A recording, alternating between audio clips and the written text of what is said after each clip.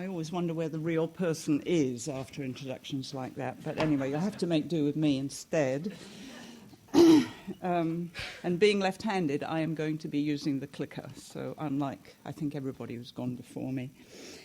I'm also going to do something slightly old-fashioned. I'm going to do quite an amount of reading from a prepared text because I really want to make sure I don't forget something, and I have a lot of rather complex ideas to get across. And I think just reducing them to PowerPoint bulleted points doesn't really quite do it. So, all right. So, and first of all, I really would like to say I've enjoyed this conference a great deal, and I'm very honoured to have been asked. And I particularly, of course, want to thank Christine and Claire for the wonderful way in which they've organised things and the way in which they've looked after us visiting speakers very beautifully. I mean, they nearly lost us entirely 2 nights ago, but we rediscovered ourselves, fortunately. Yes, and it wasn't raining that night either, so that was good. Okay, so health policy-making bodies and governments everywhere believe that we are today confronted with a tsunami of aging, a tsunami, that is rapidly going global. And what this means, of course, is that we are also, I'm getting used to this, we are also confronted with an epidemic of Alzheimer's and other dementias. And it's assumed that this situation will bankrupt healthcare systems everywhere and quite possibly wreck the global economy if we cannot find a way to stop the flood. This palpable fear is exacerbated by the knowledge that despite massive, steadily increased spending for nearly 2 decades, searching for drugs to cure Alzheimer's disease on the part of the drug companies and also on the part of Alzheimer advocacy organizations, and the spending is in the order of many billions of dollars, that no effective medication of any kind has been produced to counter AD, or even really to effectively slow this condition down in the majority of patients. And on top of that, what drugs are available come along with all sorts of horrible and unpleasant side effects. This situation has stimulated you can absorb that while I carry on here, because this reinforces the idea that there is huge international concern about the aging societies everywhere, even in so-called late developed societies. The absolute numbers in China are absolutely phenomenal, India too. And there is a feeling from the top down that the drug companies have simply failed thus far, and people are getting very worried indeed.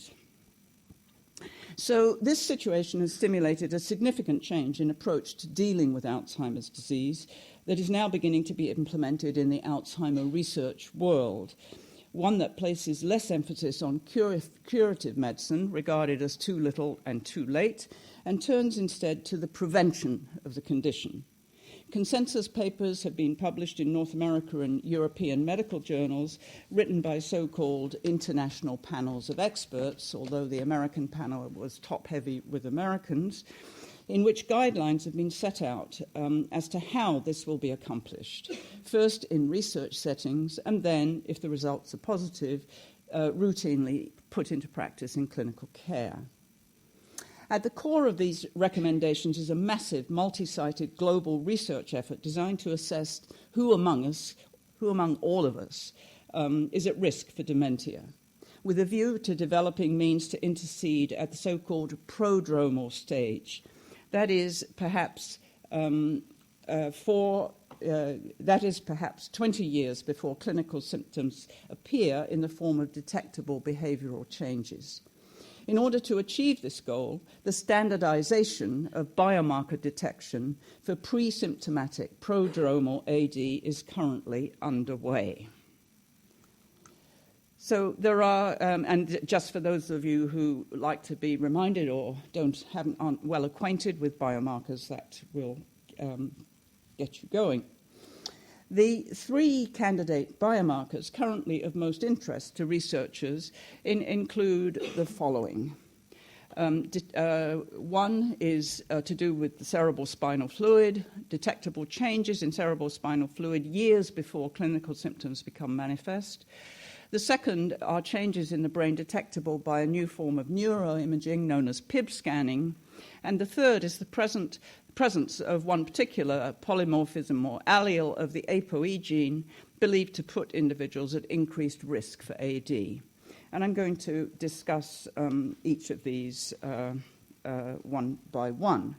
But I have to put in several provisos before I go ahead. The first is that it really should be noted very carefully that these three biomarkers, and there are others, but I'm taking the ones that people are most interested in at the moment, that these three biomarkers do not predict individual futures with certainty. They're merely molecular signs of increased risk, or purported molecular signs of increased risk. And many people with one or more of these biomarkers never become demented, even in old age. But these markers are nevertheless assumed to be potent tools, oracles perhaps, of the future. So and I also must clarify a further important point which gets us a little deeper into the actual science. I have to introduce the dominant model with respect to AD causation, known as the amyloid cascade hypothesis. This theory of causation, set out in the early 1990s, continues to be the one drawn on most consistently by AD experts, even as they move into a preventive mode of diagnosis and a preventive mode that they have described as a paradigmatic shift for dealing with neurodegeneration. But the basic old hypothesis hangs in there. Tracking amyloid is what prevention of AD is all about, and this is what it has always been about in terms of drug development too. Arguably, the most influential article to date in connection with amyloid, published in the AD world, appeared in Science in 1992, co-authored by the well-known British neurogeneticist John Hardy. Subtitled The Amyloid Cascade Hypothesis, what quickly became the dominant paradigm of Alzheimer's disease causation at the molecular level was set out here for the first time. The article states, Alzheimer's is characterized by various pathological markers in the brain and large numbers of plaques surrounded by neurons containing neurofibrillary tangles, vascular damage from extensive plaque deposition, and neuronal cell loss. The second paragraph then sets out the cascade hypothesis. The authors generated this hypothesis on the basis of what were at the time newly discovered findings in connection with the genetics of early onset Alzheimer's disease, a single gene disorder in which mutations of the APP gene are frequently implicated. They also noted that people with Down syndrome, once adults, are highly susceptible to Alzheimer's disease because the region of chromosome 21 that contains the APP gene is involved in that condition. They argued that the amyloid precursor protein produced by the APP mutation, when cleaved by a specific enzyme, results in an excess of toxic A-beta protein, bringing about a cascade of negative effects in the brain. They set out their hypothesis as follows. Our hypothesis is that deposition of amyloid beta protein, the main component of the plaques, is the causative agent of Alzheimer's pathology, and that the neurofibrillary tangles, cell loss, vascular damage, and dementia follow as a direct result of this deposition. Hardy and Higgins, his co-author, acknowledged that several upstream pathways no doubt exist that can set off that can end up resulting in AD. But they argued for the existence of a final common pathway that applies both to the early onset, single gene, rare forms of the disease and the much more common late form of Alzheimer's with which we all have some kind of familiarity. Since the publication of this article, a vast amount of research has been directed towards solving the question of what exactly leads to excess precipitation of amyloid beta protein. And by far the majority of drug trials in connection with Alzheimer's disease, costing billions of dollars, as I noted, have been designed to eliminate plaques in the brains of experimental mice and humans with virtually no success. In 2000, Mark Smith, a Cleveland-based British neuropathologist, and his colleagues published a letter in the medical journal The Lancet entitled Amyloid Beta Junkies. The letter started out, I'm amazed that Richard Horton allowed them to use that title, but it's wonderful. The letter started out, evidence indicates that in the very near future, by either snorting or injecting amyloid B or amyloid beta, it will be possible to remove amyloid beta-laden senile plaques from the brains of individuals with Alzheimer's disease. These letter writers were referring to efforts to develop an immunization against amyloid buildup in the brain. Smith and colleagues set out many reasons why they were certain that such an immunization might do more harm than good, and they concluded that attempting to remove amyloid beta is playing a dangerous game.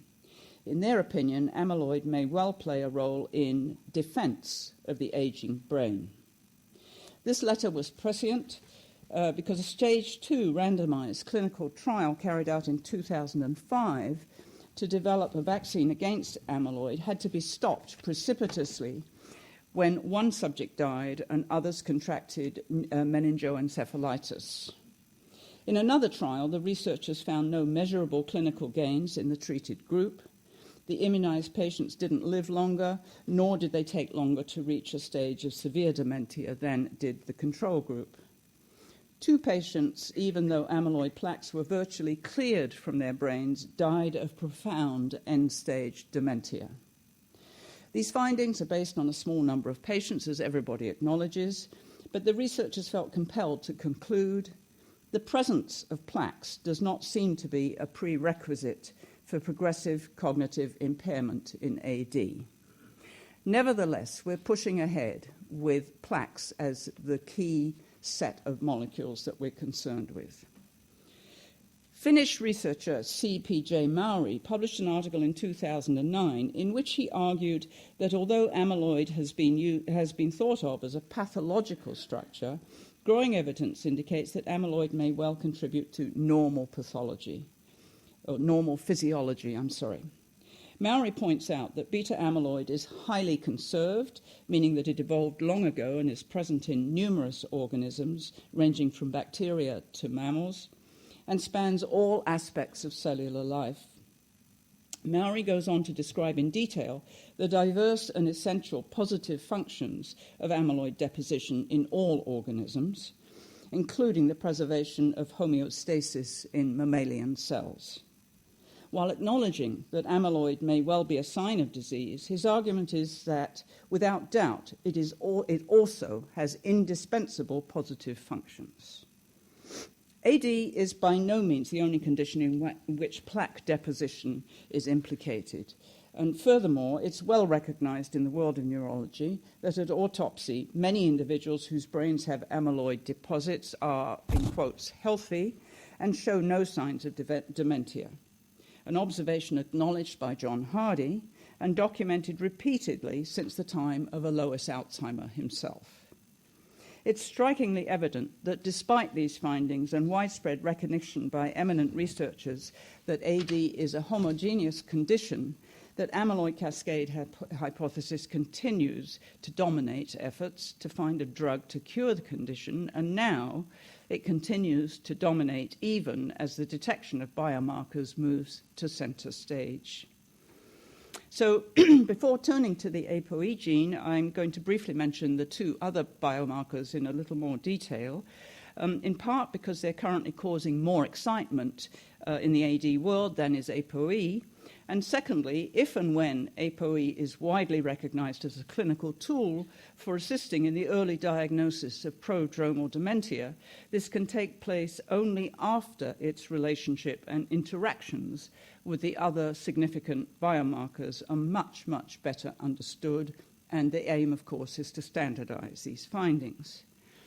In other words, understanding the interactions among a good number of endophenotypes is going to be of significance in an era of predictive medicine. And it was Eva Jablonka and Marion Lamb who put many or some social scientists on track to starting to think about in this manner. It seems clear now that it's not wise to conceptualize genes in our minds, especially susceptibility genes, as autonomous entities. Whether we're thinking about their manipulation in research laboratories, genetic testing in clinics, their presence in individual genomes, or their complex relationship with other genes and environmental and social factors. And I need to give one more final caveat before moving on to these biomarkers.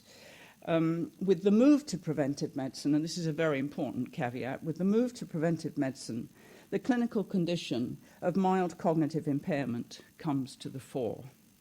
This condition was discovered in the late 1980s and began to be diagnosed as an independent clinical entity in the late from 1995 on.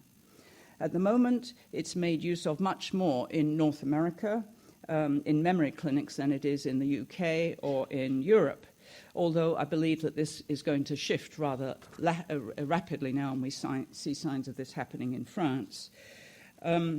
Mild cognitive impairment has gained a great deal of significance because it's become the key intermediate clinical entity between prodromal, non-symptomatic dementia and full-blown AD.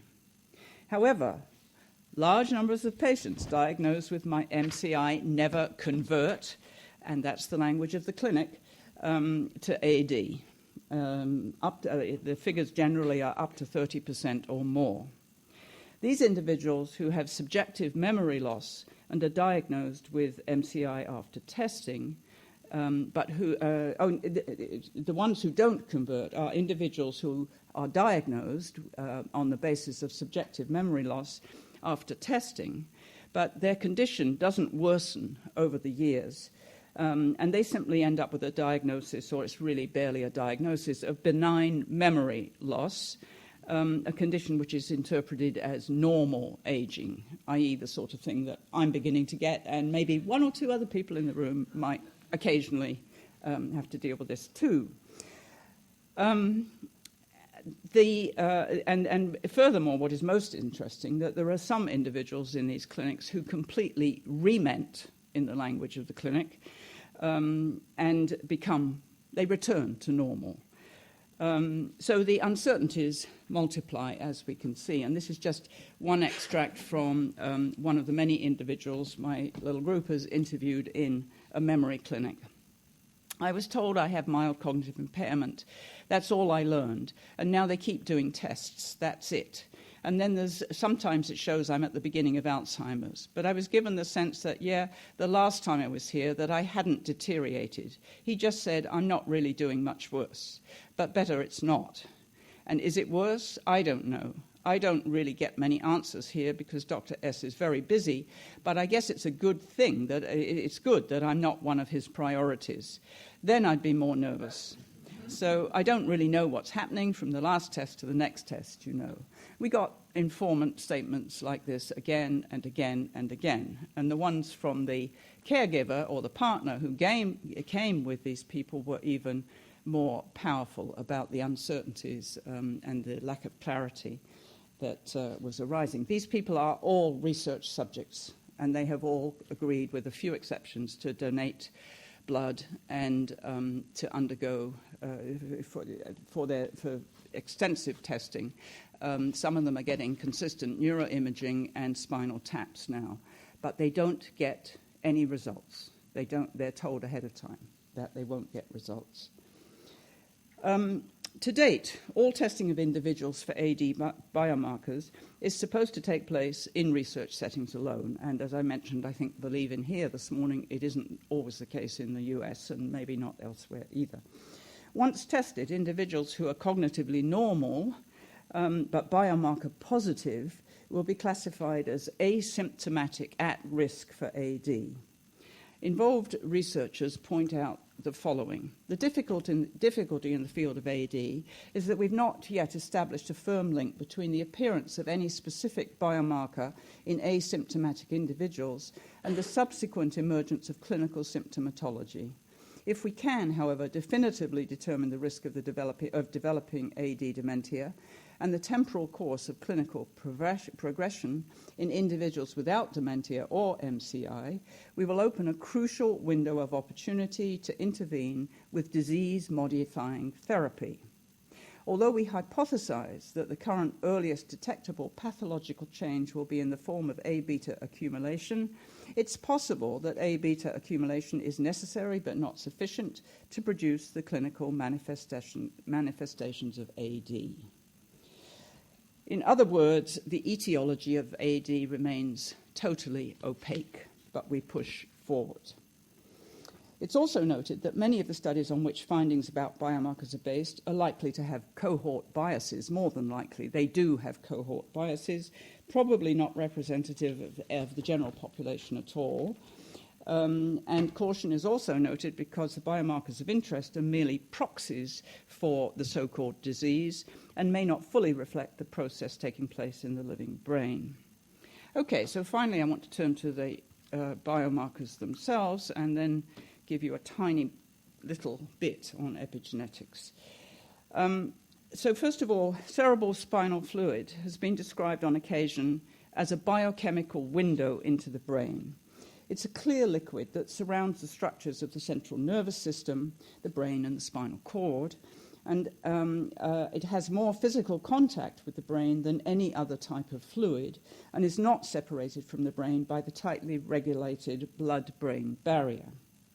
Normal CSF contains amyloid beta in a soluble form, but since the 1990s it's been repeatedly shown that levels of this soluble peptide drop in the CSF when conversion into its insoluble form starts to take place in the brain, resulting in deposits of the plaque characteristic of AD and other conditions. It's currently argued that a drop in soluble amyloid beta in the CSF is the first detectable biomarker associated with the onset of the AD continuum, and that this change can be detected consistently long before behavioral changes. Other biomarkers associated with AD are also detectable in CSF, but they appear later. A recent editorial in Archives of Neurology titled "Sharpen That Needle" argues that what is measured in these CSF changes, I quote, reflects the biochemical composition of the anatomic lesions of AD. But the editors are quick to point out that other diseases bring about similar changes. These editorialists, gazing into the future, as they put it, envision a time when CSF analysis will be implemented as a routine screening program to identify clinically healthy individuals at risk for mild cognitive impairment and then to Alzheimer's. But there's opposition to this position by many experts who are very doubtful about the direction that we are moving in. Turning to imaging of plaque, the biomarker currently causing the most excitement is a neuroimaging technique known as a PIB scan. And to date, a large number of PIB studies have virtually all shown that at least 30% of normal individuals have an amyloid load in their brains, sometimes a massive amyloid load in their brains. Certain researchers argue that certain people must be protected in some way from the toxic effects of amyloid buildup, but others insist that these individuals are on their way to AD, even though they apparently cope effectively with neuropsychological testing, at least in the early stages of the disease. These neuroimaging findings dramatically highlight onto-epistemological problems that arise as a result of the entanglement of aging and dementia. Related problems have shown up with great regularity in the intervening 100 years from the discovery of AD right down to the present day. And certain articles about AD document that the behavioral changes associated with the clinical diagnosis, above all memory loss and disorientation, do not correlate neatly with autopsy findings of amyloid plaques, neurofibrillary tangles, and cell loss, i.e.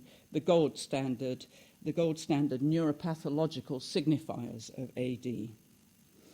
An illustrative example of this discrepancy is the widely cited nuns study, in which 678 Catholic sisters who belong to an order called the School Sisters of Notre Dame, as they say in America. We don't say that in Quebec, but yes.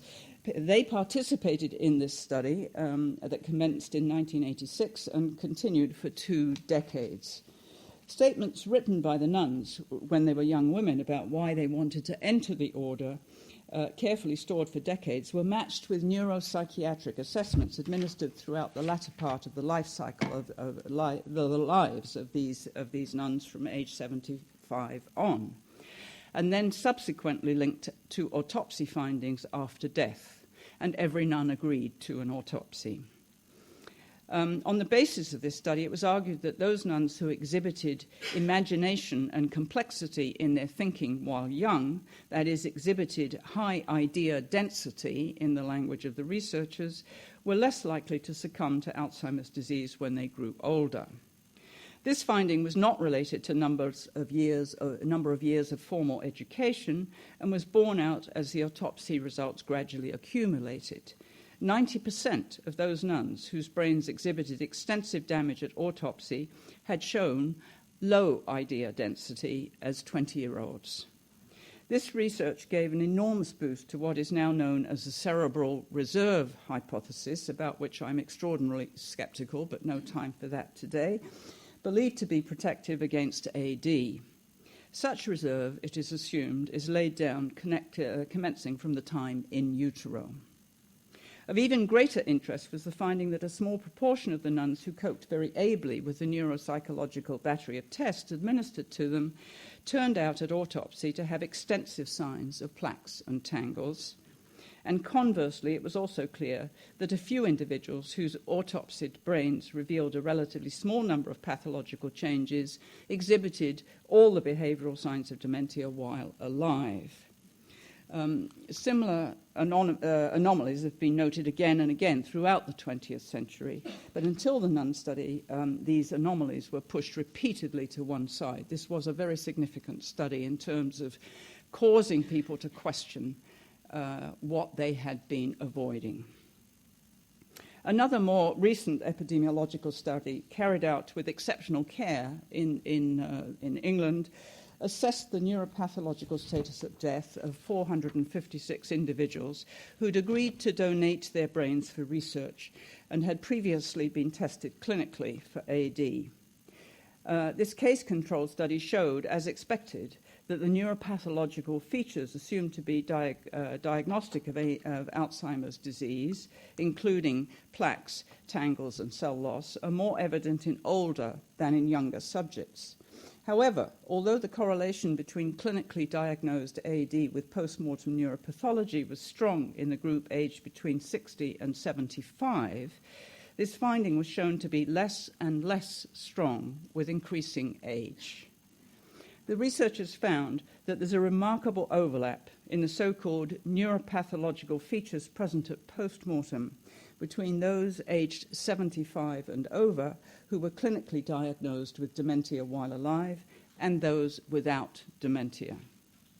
They concluded that factors other than the simple presence of so-called Alzheimer neuropathology must contribute to the clinical expression of dementia, especially in those who are aged over 75.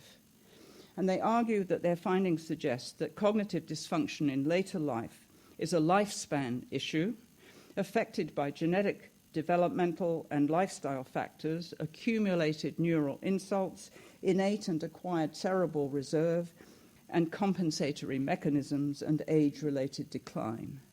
In other words, dementia is a diffuse clinical syndrome. Sorry, I've gone on. Just ignore that for a second. One member of this research team, the Cambridge epidemiologist Carol Brain, has been arguing for years that research into dementia should move away from a model that poses as its basic question, has he got it, to one of how much of it has he got and why. Okay, so now going to finally to the genetics. One of the three, and many of you know this summary because I've done this, I've put this in quite a number of articles, and it's in many other kinds of articles written by other people as well. One of the three universally distributed alleles of the susceptibility gene ApoE, known as ApoE4, has been recognized for approaching 2 decades as placing individuals at increased risk for AD.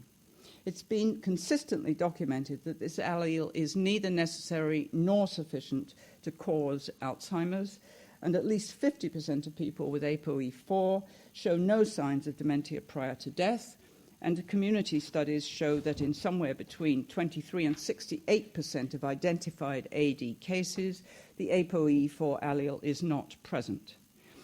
It has to be noted, and again I can't expand on this, that all population databases in connection with Alzheimer's are highly questionable and highly doubtful for reasons to do with the whole way in which this concept of AD is diagnosed. 2 neurogeneticists have summarized the situation with respect to AD genes in 2004 as follows. While the genetic association per se of ApoE4 with AD has been extremely well established over the past decade, there's no consensus as to how this association translates pathophysiologically, nor how it functions in conjunction with the other numerous candidate genes. This statement still stands today. And findings from research among so-called white or Caucasian populations in connection with the E4 allele and risk for AD have not been borne out among other populations, although the number of studies is limited. One such example, perhaps the best-known one, is the 18-year-long Indianapolis Ibadan project, headed up by the psychiatrist Hugh Hendry, working together with Nigerian collaborators. This group has shown that the incidence of AD and dementia among Yoruba is less than half that of African Americans, many of whom came from that part of Africa. Even when controlled for age, although the frequency of the E4 allele is not significantly different in the 2 cohorts. Furthermore, Yoruba have a lower incidence of both vascular dementia and vascular risk factors, including hypertension, than do African Americans, and significantly cholesterol and lipid levels are much lower among Yoruba, all related to Alzheimer's, we believe. The conclusion, not surprisingly, is that genetic and environmental factors must all be involved. And the methodology, of course, of much of this comparative research leaves a lot to be desired. Everybody understands that. It seems to be impossible to rule the difficulties out. But even so, the data appear sufficiently robust to draw the conclusion that both risk-reducing factors in Africa and risk-enhancing factors in North America must surely be implicated, among them other genes, their protein products, diet, environment, and possibly yet other factors. Although the E4 allele is distributed worldwide, its prevalence varies through space. And in attempting to explain why this allele is more prevalent in parts of Africa and other isolated tropical regions, Finch and Sapolsky argue that it may well have a protective factor, and at times it appears to confer resistance to infectious disease.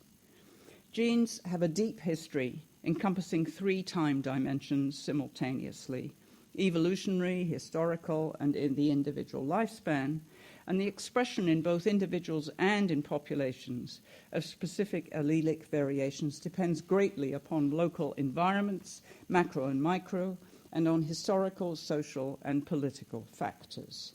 And I'm sure everybody in this audience is well aware of the many arguments now amassed to support this kind of statement. GWAS research on AD has been taking place for several years now, and a 210 review points out that virtually all of the recent GWAS studies have detected loci linked to amyloid metabolism in one or more ways.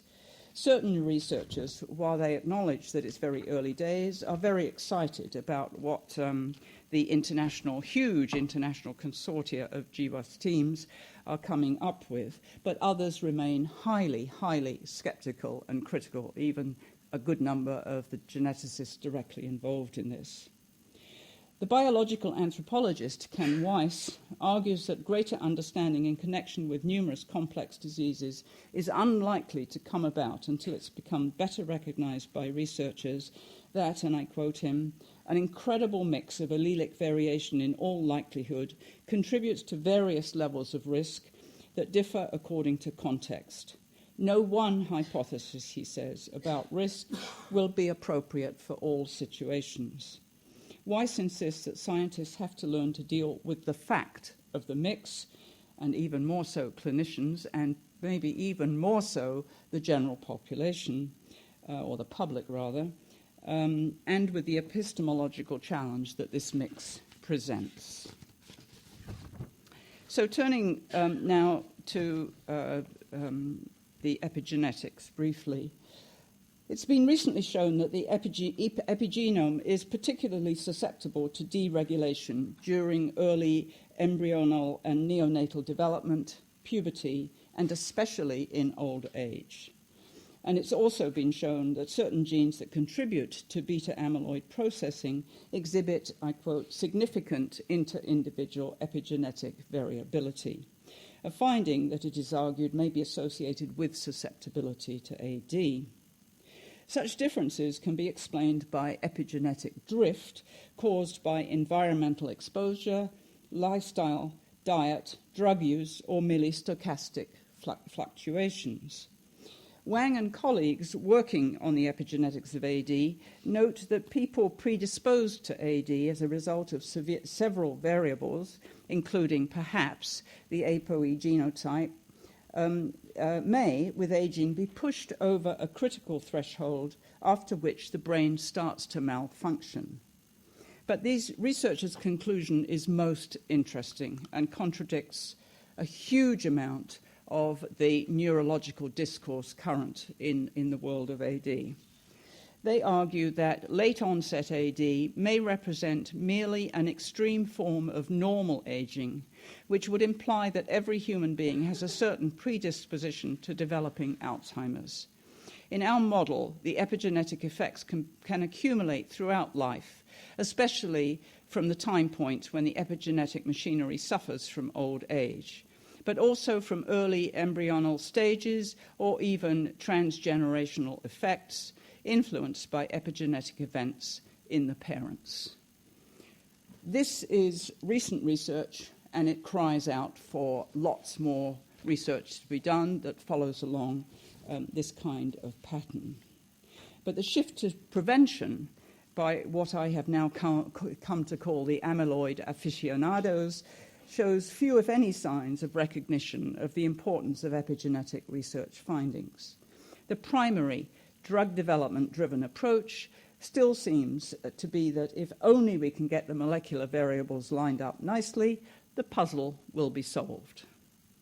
John Dupré, in a 210 article that many of the audience here may well be acquainted with, insists that the trenchant idea of individual genetic homogeneity, despite ever-increasing evidence to the contrary, is highly misleading.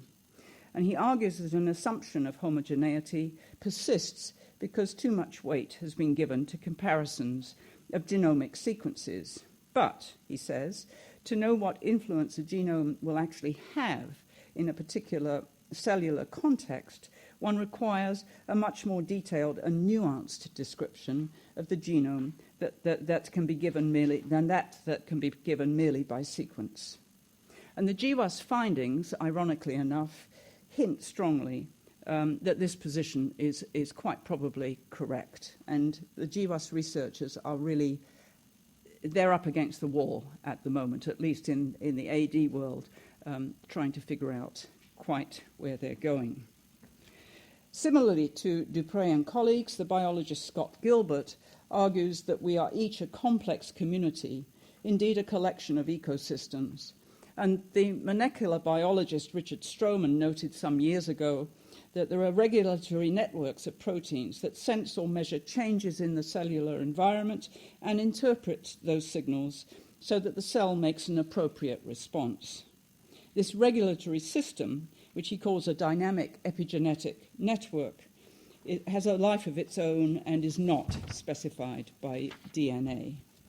In Weiss and Buchanan's opinion, we must question current empirical approaches to causation and inference. And this has enormous implications for calculating risk estimates, disclosing risk estimates to patients in clinical settings of various kinds. Okay, so I want to finish with by talking just briefly about one effort to implement this new biomarker research in connection with AD. And I think it will give you some idea of the enormity of what is involved in terms of ethics, in terms of realistic findings, in terms of just about everything we've been talking about for the last 2 days. This type of research is taking off at numerous research sites, but the one which I want to talk about is deals with a group of families who live in Medellin, Colombia. There's a large group of 25 extended families, originally of Basque origin and about 5,000 strong in all, who live scattered across isolated regions outside Medellin. To date, they comprise the most concentrated group of people known to carry a mutation of the gene presenilin-1 associated with early onset AD. And approximately 1/3 of these individuals carry this mutation, known by them as the PISA mutation, or they simply as PISA, which means simply the people of the region. Typically, serious AD symptoms begin to manifest themselves at around 45 years of age, and among these people. And despite the risks posed by drug traffickers and the FARC rebels, a brave neurologist, Francisco Lopera, and his team managed to assemble a family tree extending back nearly 300 years. And he became convinced right away that he was dealing with a single gene disorder. Eric Ryman at the Banner Institute in Phoenix, Arizona, plans to test drugs designed to attack plaque in the brains of subjects selected from these interrelated families. Researchers, they say, we are told, are excited because these families... the researchers are definitely excited. We're told the families are happy to cooperate. That part I'm not so sure about. But the researchers are excited because these families provide them with an enriched sample. In other words, because an autosomal dominant mutation is involved, it's certain that 1/3 of the subject population will suffer from AD and at a conveniently young age.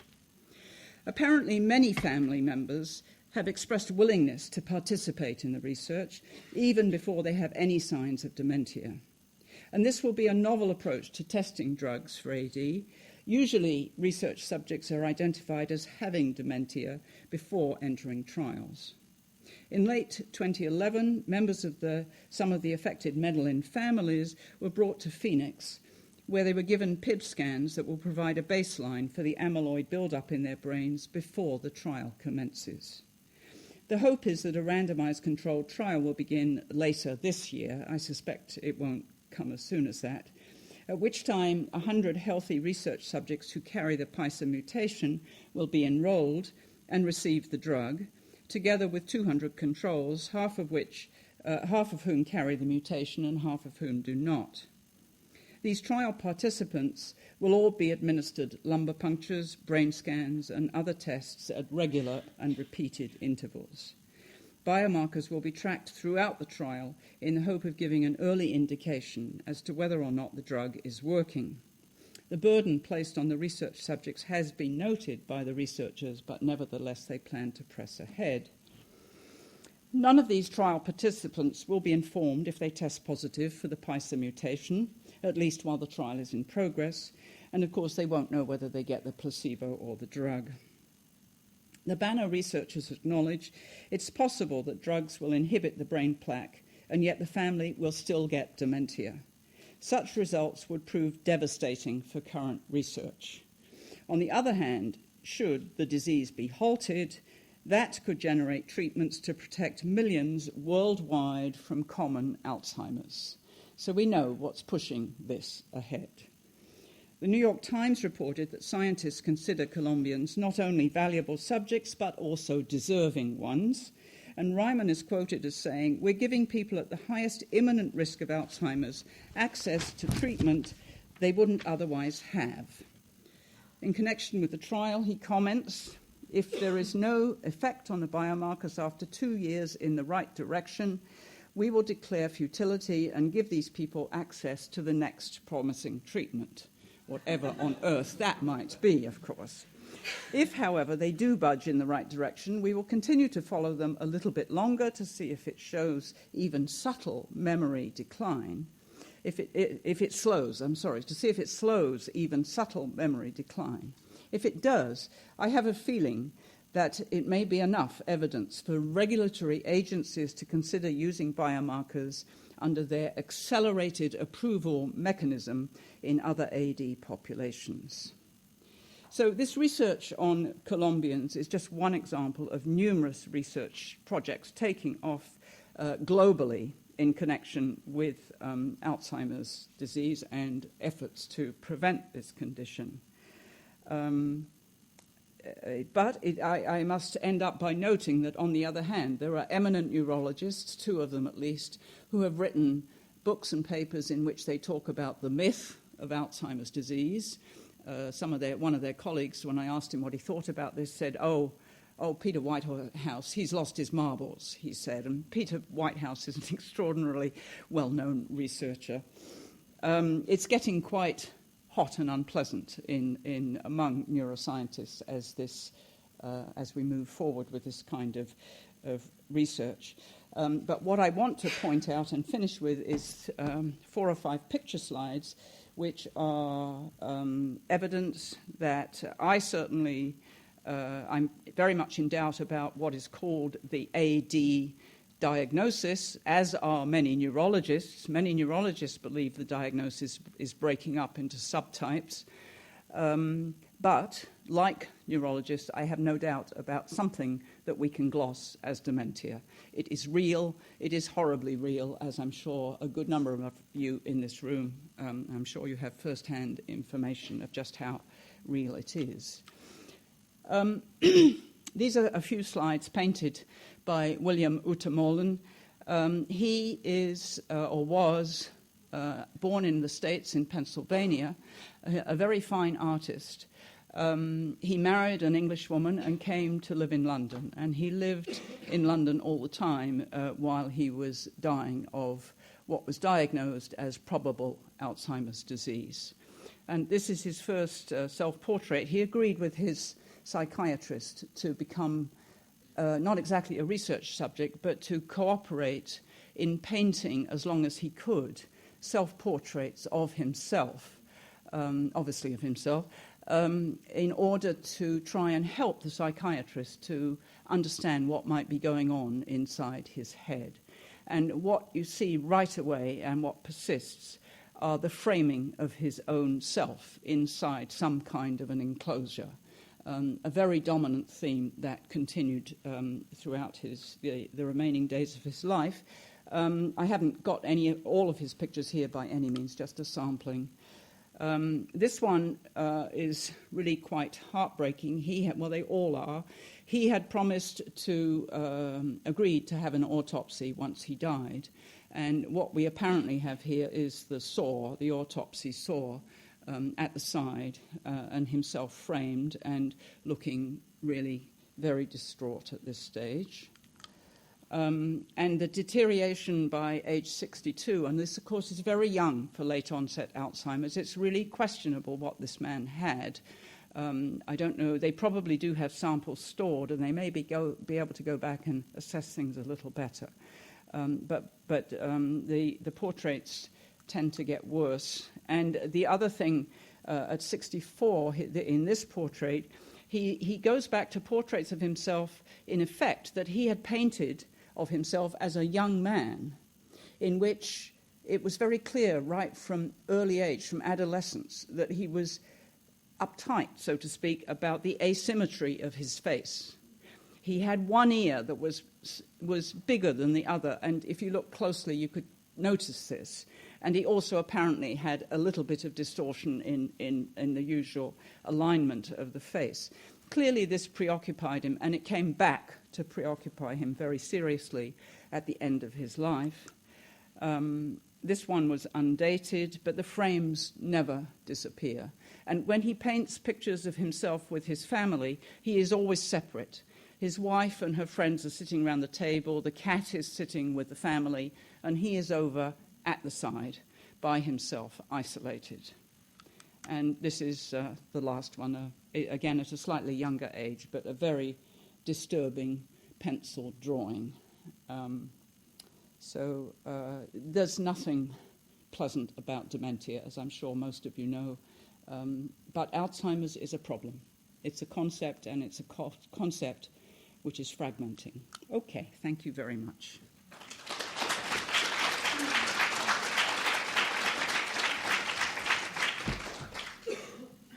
Thank you very much. This is fascinating. Welcome. We have a little time for questions. Would you like that? Field questions? Yeah. When you were talking about the fragmenting of Alzheimer's into possible many different types of things, it brought to mind what seems to have happened with approaches to autism and the whole Yes. autism Yes. spectrum disorder. Yes, the parallels are striking. It happened earlier in Alzheimer's, but hasn't been so widely publicized. Yes. Have there been similar debates among researchers that you've, because they're all searching for some genetic basis? And Well, in Alzheimer's, they're not all searching for some genetic basis. They have, some of them are, but they are agreed, almost unanimous, I would say, that they are not going to find some. One has to separate out the early onset single gene disorders at this point, which are rare, between maybe 5 to 7% of the entire population. But these figures are all horribly rough. But for the bulk of people, it's what's called late onset Alzheimer's, although the age of at which these things start is all messed up, and now they think that some early onset is later and some late onset is earlier, and so on and so on and so on. It's very, very complex indeed. But they are in agreement when they're talking about what they roughly call as late onset Alzheimer's, that there is going to be no big breakthrough with genetics. They've gone as far as they can go with this. And that the GWAS work, hopefully, is designed to provide, to look at whole genomes which have a significant number of genes of low significance that together will add up to a decent contribution. But so far this hasn't happened. And they're doing consortia studies both in Europe and North America and in Australia and in France.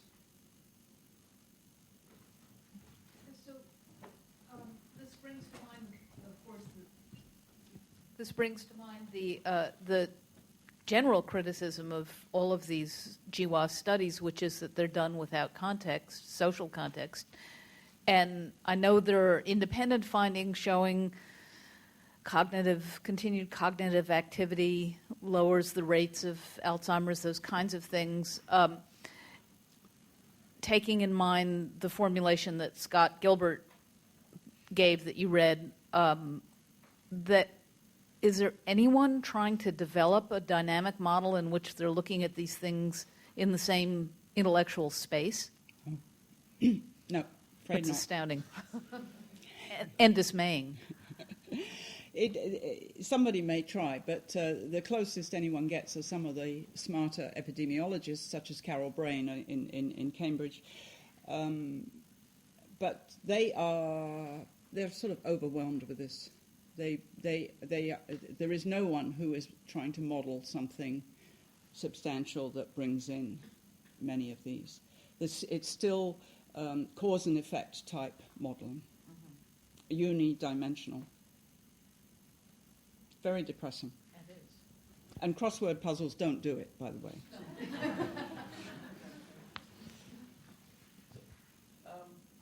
I just wanted to clarify one thing. I mean, the skepticism seems to actually go slightly in two directions. Yes. I mean, obviously there's not skepticism, as you said at the end, that this is a really serious problem. But one thought you mentioned is that this really is just aging, and people age differently.